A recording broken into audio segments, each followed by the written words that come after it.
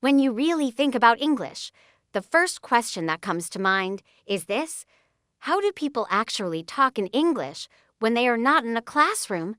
You see, when you learn English from books, you often get long sentences, complex grammar, and many rules that feel heavy. But when you step into the real world, when you listen to real conversations, you notice that people speak in a very different way. They are fast, yes, but they are also simple. They cut words, they use short forms, they repeat, and they use body language. So, if you want to understand English, you have to step out of the textbook world and enter the real world where English is alive. I want you to imagine you are walking with me in a busy English-speaking city. The streets are full of people. The air is full of sound, and everywhere you turn you hear English. Not the slow, careful English of a teacher in a school, but the fast, casual English of everyday life. A woman is on the phone saying, "Yeah, I'll be there in 5. Don't worry." A man walks past and tells his friend, "Grab a coffee." 2 children are laughing, saying, "No way, you're lying." Do you notice something? The words are short. The sentences are short. The grammar is not perfect, but it is natural. That is how people talk in English. Now, I want you to remember something very important. When people talk in English, they don't think about grammar rules in their heads. They don't stop and ask, "Is this the past perfect tense?" No, they just speak. They use the words that come naturally. So, if you want to learn how people talk in English, you need to train yourself to think less about grammar and more about rhythm, flow, and the common patterns people use. For example, if someone asks, "How are you?" people don't usually say, "I am fine, thank you, and how are you?" That's the school book answer. In real life, people say, "I'm good, thanks, you," or maybe even just, "Good, you?" Very short, very quick, very easy. Let me tell you a little story. I once met a man who had studied English for years in his country. He knew all the grammar rules. He knew thousands of words. But when he first came to an English-speaking country, he froze. Why? Because he had learned English like a math problem. He knew the rules, but he didn't know the music of the language. He didn't know how people actually talk. He would try to say something like, "Could you please tell me the direction to the nearest bus station?" But people around him were saying things like, "Hey, where's the bus stop?" Simple, short, natural. And because of this difference, he struggled to understand and to be understood. That's why I'm telling you this story, because I don't want you to be stuck in the world of school English. I want you to step into real English, the English of life, the English of people. Now, you may ask me, how do I start? How do I train myself to talk like people do? The answer is listen. First, listen like a child. When babies learn to talk, they don't start with grammar books. They listen. They hear their parents. They hear sounds. They repeat. Slowly, they build words, then phrases, then sentences. You must do the same. Listen to English as much as you can. Movies, songs, conversations, YouTube videos, podcasts fill your ears with English. And when you listen, don't try to understand every single word. Just feel the rhythm, feel the tone, feel the common patterns. Because English, like any language, has music in it. For example, think about the phrase, "What are you doing?" In textbooks, you see it written fully. What are you doing? But when people speak fast, it becomes "What you doing?" or even "What are you doing?" The words connect. They shrink. They become one sound. This is something you will never fully understand from a grammar book, but you can hear it if you listen carefully. And when you start hearing it often, your brain gets used to it, and soon you will speak the same way, I remember when I first traveled to an English-speaking place, I thought I knew English well. But then I ordered food at a restaurant. I looked at the waiter and carefully said, "I would like to have a chicken sandwich and a glass of water, please." The waiter smiled and said, "Sure, chicken sandwich and water. Anything else?" Very fast, very simple, and I realized, oh, so that's how it sounds. People don't stretch it. They don't make it heavy. They make it light. And the more I listened, the more I realized that English is not about big words. It's about using small words in the right way. Think about this in daily conversation. Most people use the same 1,000 words again and again. Words like get, go, come, make, do, take, want, need, like. These are small, simple words, but they carry so much power. For example, you can say, "I need to get some sleep," or "Let's get coffee," or "I got it." The word get alone can mean many things, depending on the situation. That's how real English works. People don't use rare dictionary words. They use common words in flexible ways. So, the secret is not to learn thousands of difficult words, but to master the simple ones that people actually use. Let me show you with another example. A textbook might teach you the word consume, but in daily life, people say eat or drink. A textbook might teach you purchase, but in daily life, people just say buy. If you walk into a shop and say, "I would like to purchase this item," people will understand you, but they will smile because it sounds unusual. Most people would just say, "Can I buy this?" Short and simple. Asterisk, asterisk, this is the heart of how people talk in English. Simple words, short sentences, natural rhythm. And you can train yourself to do the same. The best way to practice is to imagine yourself in real-life situations. Let's do a small practice together. Imagine you are at a coffee shop. The barista asks, "What can I get you?" You don't need to think too much. You can simply say, "A cappuccino, please," or "Can I get a cappuccino?" That's it. Very natural. Now, imagine you meet a friend on the street. They ask, "Hey, how's it going?" The simple answer is, "Good, thanks." You, or "Not bad." You don't need long sentences. You don't need to sound perfect. You just need to sound natural. When you practice like this, you start to feel how English works in real conversations. And soon, your mind will adjust. You won't think, "Oh, should I use the present perfect here?" You will just say it. Because you've heard it and practiced it so many times. That is how people talk in English, and that is how you can too. When you have understood that people use simple words and short sentences in English, the next step is to see how this actually works in different situations of life. Because English changes depending on where you are and who you are talking to. The way people talk at home with their family is not exactly the same as how they talk in a shop. The way they talk with close friends is not exactly the same as how they talk in an office or in school. But even though the situations change, the secret remains the same. People still keep things simple, short, and natural. So, let's imagine more situations together, like we are walking through daily life and listening to how people really speak English. Think about the morning. You wake up in an English-speaking home. Maybe you are living with a family, maybe with friends, or maybe just visiting. Someone might say, "Morning." Notice, they don't always say, "Good morning." They just cut it short and say, "Morning." That is real English.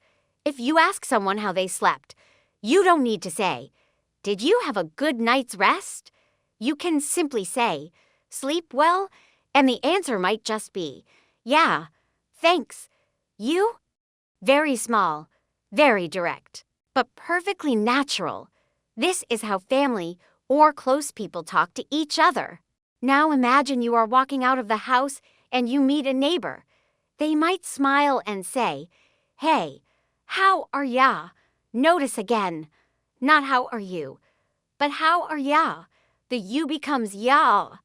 These small changes happen everywhere in real spoken English, and your answer can be as short as good, thanks, or even just good. You don't need long explanations. In fact, if you answer with long, heavy sentences, it sometimes feels strange because people expect short and friendly replies. Let's go further. You walk to a bus stop. Someone is there waiting and asks, "Bus come yet?" See how short that is? They don't always say the full, "Has the bus come yet?" They just say, "Bus come yet?" And you can answer, "Not yet," or "Just left." Very short. This is daily conversation in action, and the more you notice it, the more comfortable you become. When you enter a shop, the person at the counter might say, "Hi, how can I help?" They don't always say the full sentence, "How can I help you today?" They cut it. They shorten it. And your reply can also be short, "Looking for bread." Or just a coffee, please. The magic is in the simplicity.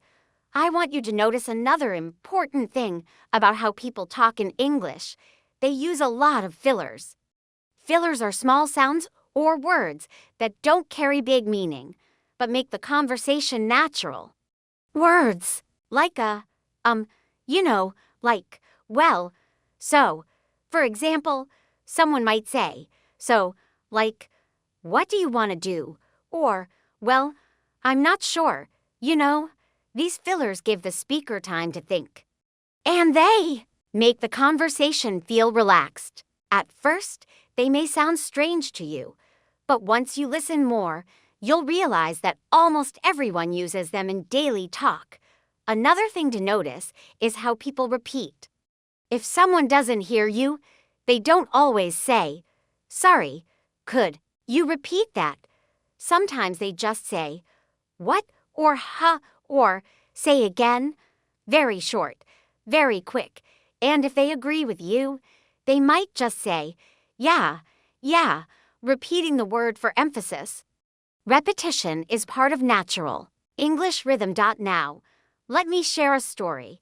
A student of mine once practiced only textbook dialogues. He memorized full sentences like, "Excuse me, could you please tell me what time it is?"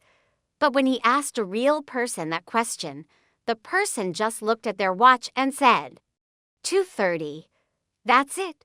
My student was shocked. He expected a long reply, but real English was short. That's why you must train yourself to both listen for and use these short, natural forms. Think about eating out. If you sit down in a restaurant, the waiter doesn't always say, "Are you ready to place your order?" They might simply say, "Ready?" or "What can I get you?" And your answer doesn't need to be long. Just burger, fries, Coke. Simple, and when you finish eating, instead of asking, "Could you please bring the bill?" you can just say, "Check, please," for words, and the job is done. This is how English becomes alive in your mouth. The more you practice saying these short, real lifelines, the more confident you become. I want you to practice with me now. Imagine we are sitting together, and I'm asking you, "Coffee?"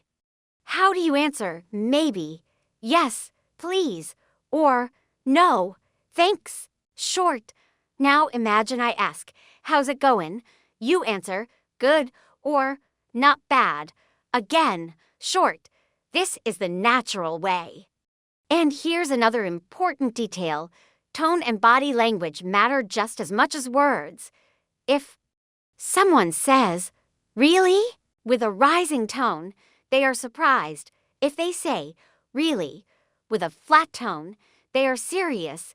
If they say, "Really?" slowly, they may not believe you.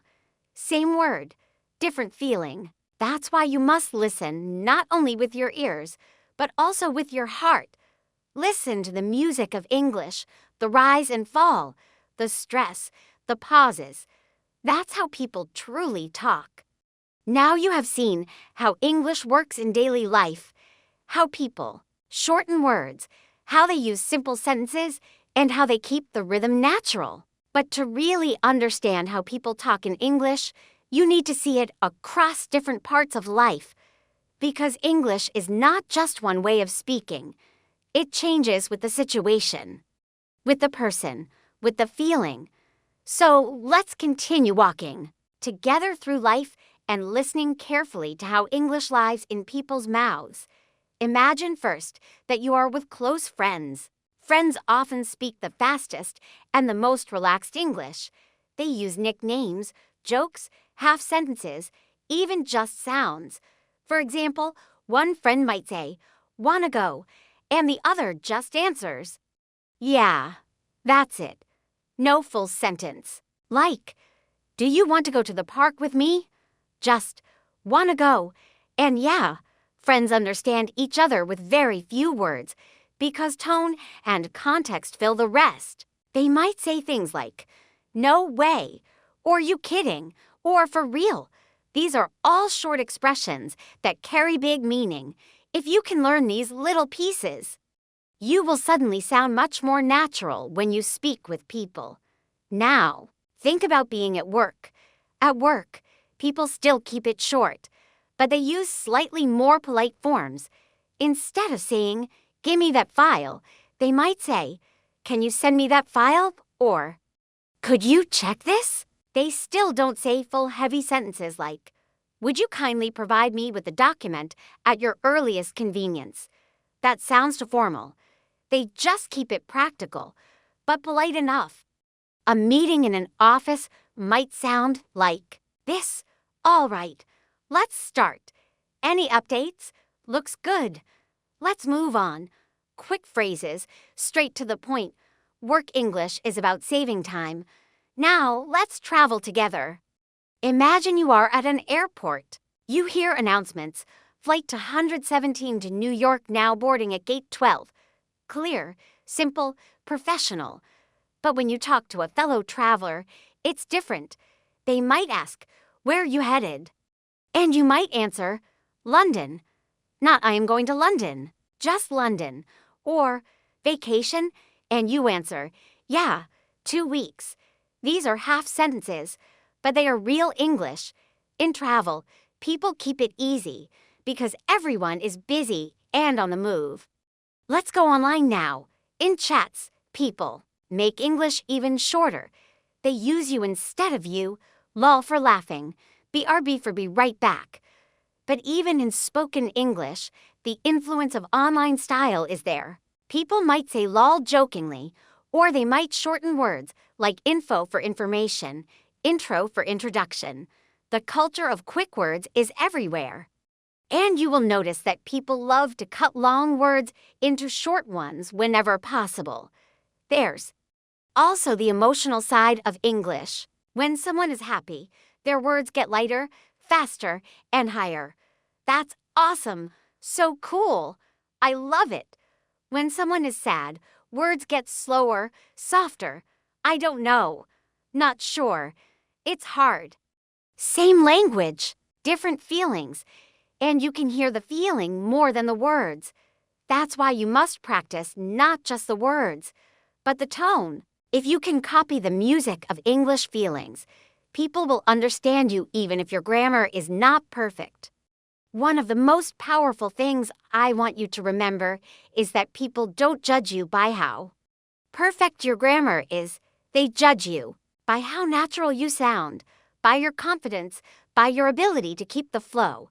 If you stop after every word, searching for grammar, the conversation feels heavy. But if you let yourself speak with short, natural words, even with mistakes, people feel comfortable. They talk with you more. They smile. That's how you become part of real English life. So, in this final step, I want you to picture yourself living fully in an English-speaking world. You wake up and say, "Morning." You go out and someone says, "How's it going?" You answer, "Good." You buy coffee and say, "Latte, please." You go to work and say, Got a minute? You meet a friend and laugh, saying, "No way." You take a trip and tell someone, "Headed to Paris." You text a friend, "Be there soon." Do you see it? All of these are real, living English. None of them are heavy. None of them are complicated. And this is exactly how people talk in English. The journey is simple, but powerful. You listen, you notice, you repeat, you practice. Slowly, your English becomes not just correct, but alive. And when it is alive, people want to talk to you more. They feel your energy. They feel your connection. And suddenly, English is not a subject anymore. It is a part of your life. That is the real secret of how people talk in English. And now it is your secret too.